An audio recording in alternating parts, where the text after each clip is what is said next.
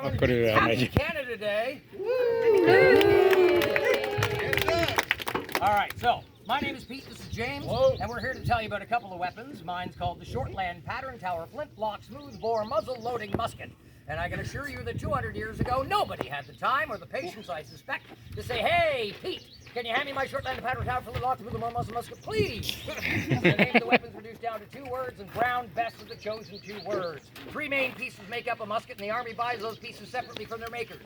The makers send the pieces individually to an assembly plant, and the Tower of London is a great example of an assembly plant in our period. So at the Tower and places like it, the 3 pieces are put into the final package, so when the soldier received the weapon, rather famously, they received it lock, stock, and barrel. The moving pieces on the lock, we have a frizzen, F-R-I-Z-Z-E-N. This is nothing more than a hardened piece of steel. Its main job is to hold the gunpowder in the area directly below it, commonly known as the pan. The other moving piece is the hammer. And in the jaws of the hammer, we have a flint. And a flint is a stone that's hard enough to maintain a sharp edge, sharp enough to dig in and scratch off pieces of metal. At a high enough rate of speed, those pieces of metal form sparks. We hope. Those sparks fall down into the pan, we hope. That ignites the gunpowder you put in the pan, we hope. That ignition goes through a small hole on the side of the barrel, we hope. And that sets off the main charge. We hope. Thank you. Yeah, there's a lot of hoping when firing these weapons. The British soldier, the American soldier, the French soldier, the Prussian soldier, the militia, every soldier understands the weapon in their hands has a misfire rate of 30% in perfect condition. So if there is no humidity, if there is no rain, if there is no snow, if there is no wind, you can count on the weapon to go bang 7 of 10 attempts. It sounds crazy. We will do our best to make sure it operates properly today. Prerequisites, things you need to have before you're allowed to join the Army. Prior to 1811, you had to be 5 foot 6 inches tall, 16 years of age, you got to be a male, and you have to have somewhere in your face at least 2 teeth. That touch, that's the important part. It doesn't work if it's one here and one there. They have to touch. If you want to be able to fire the weapon, you first must be able to open the cartridge. And that's one of these things here. Simply put, mine is a paper tube containing 110 to 120 grains of black powder. Had mine been a live round, you would have seen the big fat 68 caliber soft lead musket ball attached to mine, 45 caliber ball in James's case, 68.68 of an inch, 45.45 of an inch. You've heard of the 50 cal, that's half an inch. I'm firing something bigger, he's firing something slightly smaller. But we don't fire live ammunition today. We find it cuts down to repeat visitation. But the twist at the top is where the teeth come in handy. Because during the loading procedure, you're holding on to the weapon. You don't have time to untwist it. And without the teeth, it's a lousy afternoon trying to gum your way through the paper. So you had to be able to bite open the top of the cartridge, pour some of the powder into the pan, close the frizzen to hold the gunpowder tight, cast about. Now the rest of the powder, the paper, and the ball, with the ball on top, goes down the barrel. The rammer is used to seat the cartridge at the bottom. Put the rammer back, and you're ready to fire 1 shot. And I can see how impressed you are. And frankly, you're right. It seems like this would be the very last thing you'd want to have on a battlefield today. But 200 years ago, this is the machine gun of the day. This, in the hands of the right person, is capable of firing between 3 and 6 times a minute. All right, that's based on the fact that we have a speed loading competition here every summer. It happens in August during our Soldiers Field Day in Fife and Drum Muster. You're welcome to come back to that. You're cordially invited. And yes, I have done well in the competition. Thanks for asking. I put 12 seconds on the trophy first. Then I put 11 seconds on the trophy. And then I put 10 seconds on that trophy. And I was very proud of that. And it worked out really nicely until 3 years ago, the kid who won it did it in 9 seconds.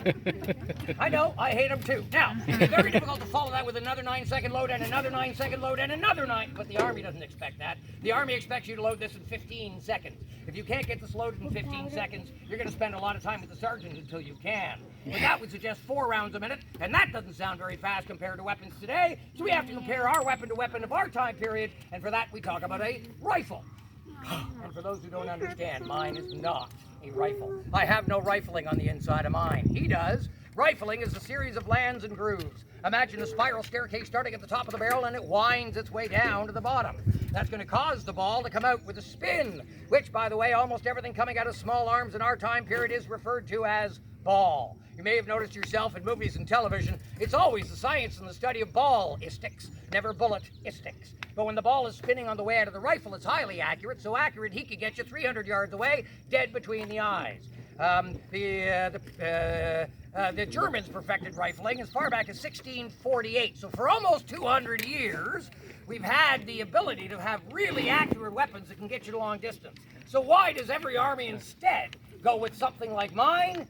Speed. Yes, it's far more expensive to make that than it is to make this, but nobody wants to be the slow guy in the battlefield, and the rifle does nothing but slow you down. See, the problem is, before the ball can come out with the spin that makes it highly accurate, he's got to push it in with that same spin. And that's where he runs into a problem. Whenever you load and fire a black powder weapon, you leave behind a black powder fouling. Now, black powder is sulfur, saltpeter, and charcoal. When it burns, it does not burn efficiently, so it leaves behind a thick, heavy black residue made up mostly of the charcoal. Well, here, I'll show you. My weapon's been fired once since the last time it was clean before I fired my warning shot. This finger, believe it or not, is fairly clean.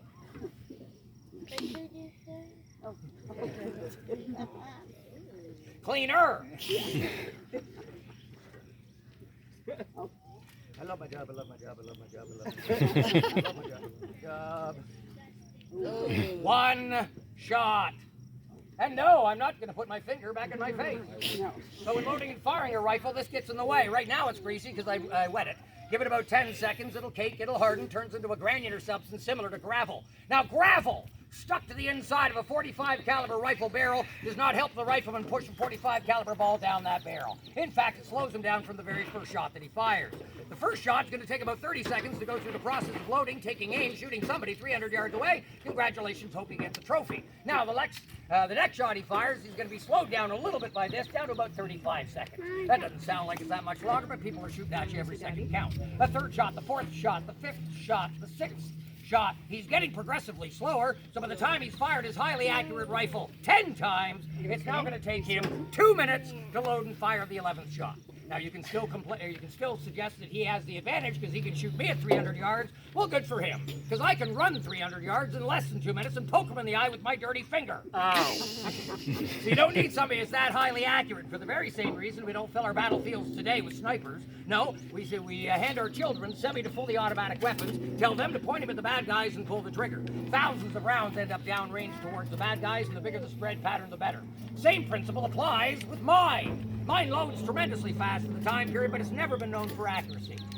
Suffice it to say, if you're shooting at somebody about 75 yards away, you can probably hit them if it's a man-sized target. But most battles don't start 75 yards away, so I use our front gate as an example. 210 yards to your rear. Anyone standing that far away from me is entirely safe. I can stand here, fire all day long. The only injury I'd create is perhaps a hernia from laughing at me. Because what made my weapon quick had made my weapon inaccurate. Armies had recognized they had no control over the black powder fouling, and armies hate not having control over everything. So they controlled what they could.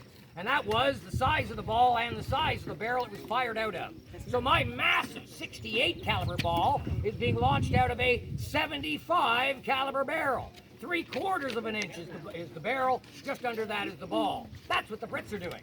The French, they loaded a 62 caliber ball into the 69 caliber barrel of a weapon named Charleville. Same idea, bigger barrel, smaller ball. The Americans take that same Charleville, they stamp it Springfield, and adopted it as their own. So every army's using the bigger barrel, smaller ball technique, leaving room for the fouling to grow. So you can load and fire, load and fire, load and fire 60 times, one box full of ammunition for the British soldier before the fouling slows you down to less than 3 shots a minute.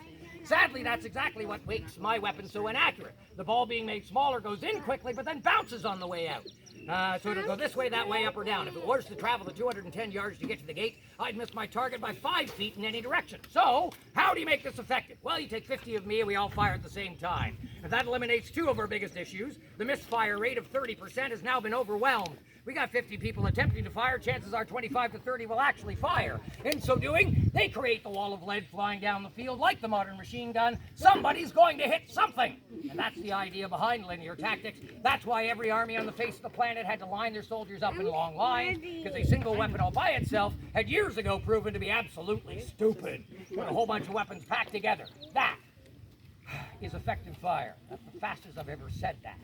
Okay, we're each going to fire 2 rounds. James's musket is, or rifle rather, is significantly louder. So if you have small children or sensitive ears or sensitive children, cover their ears, the young children, please. If it goes off. Oh yeah, I gotta cover his ears. now, the riflemen do understand that the process of loading their weapon is going to take longer because they have that black powder belt. So they would often include a few steps, including a patch box, a greased piece of cloth would be sourced out of the bottom of the weapon. That cloth would be put over top of the barrel after the powder is inside, and then they put the ball into that cloth. The attempt is made to make the cloth greasy to help that ball proceed down the barrel. And then after you put the ball down to the bottom, then the rammer goes back. Now, it makes no sense to sort of put the thing on the shoulder and pull the trigger really quickly, because he's got an accurate weapon. He might as well take the time to aim it. He's got a front sight, he's got a rear sight, he's even got a on that thing.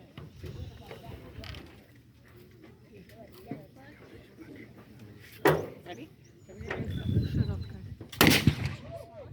So if you've never fired a weapon before, it's sometimes hard to understand that the actual pulling of the trigger can pull you away from the intended target. So the idea of having 2 triggers is to allow them to have a setting trigger and a hair trigger. So that you load the weapon, you point at the target, you decide which one's going to be the target, then you hit the first trigger, which is the setting trigger, which allows you to use the second trigger, takes the slightest influence on the second finger, or rather on the second trigger, to get the springs doing their job, producing sparks, and hopefully sending the ball down range without being pulled off the target.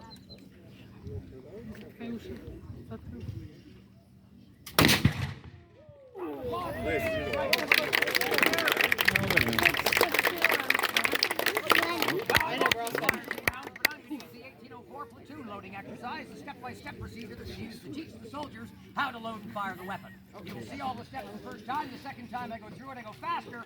You may not see the steps, but they are still there. With blank cartridge, prime, and load. So you move the musket to the right-hand side of the body, throw open the prison to expose the pan. The next order is handle, cartridge. Reach back, grab onto a cartridge, and bite off the top. Did I not Right. Pour some of the gunpowder in the pan. Close the prison to hold that gunpowder tight. Cast about. Now the rest of the powder, the paper, and the ball, if there was one, now goes down the barrel. The rammer is used to seat the cartridge at the bottom, and I cannot stress how important it is to put the ramrod back. I mean, the hard part is going across the field and asking for it back, so you better put it back. Okay, ready, set, fire. Okay.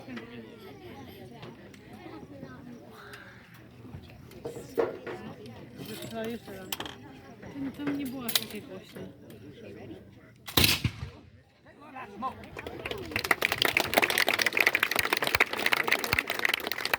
That was 8 seconds, right? So take a look at the smoke. It's fully conceivable that we can get dressed up in the best camouflage known to modern man today. We can paint our faces, we can stick leaves and trees and rocks, things like that in our hats. We can hide in the field and look like a bush for days. But let me ask you, how many times do we get to fire our weapons before somebody says, that bush just fired at me? You cannot hide. It's impossible to hide. One shot, the cloud of smoke says, So the bright red suit, or in my case orange, was done for a few reasons. One of them is self-preservation, I'll explain. Most people are surprised by the amount of smoke produced by one weapon. As I mentioned, when you get that cannon firing, you get hundreds of me, hundreds of him, thousands of soldiers firing at the same time. It creates what's called the fog of war, where it gets so smoky you cannot tell the difference between the good guys and the bad guys, and frankly, that's kind of important. Friendly fire's not a new concept. You never want to be shooting at your own guys. So yeah, the British were famous for standing there in the bright red suits with, as we call them, the shoot me here crossbelts and tall black hats. Well, the Americans are standing on the other side of the battlefield all dressed up in bright blue suits with the shoot me here crossbelts and tall black hats. The Hessians, the Prussians, the Spaniards, the French, the Swiss, the Dutch, the Portuguese, every modern army wears bright colors. The militia has an issue. They don't have a uniform, so in this case, the white band around the top hat is what they're going to use, and everybody in the command structure needs to let soldiers like myself know the guys with the white band are on our side. Just like every modern army today gets all dressed up in camouflage, and then what do? You put a flag right there, quite often right there. Camouflage the tank, paint a star on it. Camouflage the airplane and write U.S. Marines down the side of it. We've always identified ourselves. We have to. The belts, later on in warfare, become known as webbing. They hold on to your stuff, all your ammunition on the one side, and the bayonets on the other. The choice for the tall black hat, as James is proving, the top hat is a very fashionable piece of headgear, and the army is nothing if not fashionable. But they're standing in long lines, blazing away at each other, because everybody's using the height of technology, the musket. So, our weapons are now safe. If you'd like to come forward and have a closer look at them, we are available for birthdays and bar mitzvahs. If you're interested in our featured talk, that's going to be going on under the shade trees of the officers' quarters, starting up in about 15 minutes from now.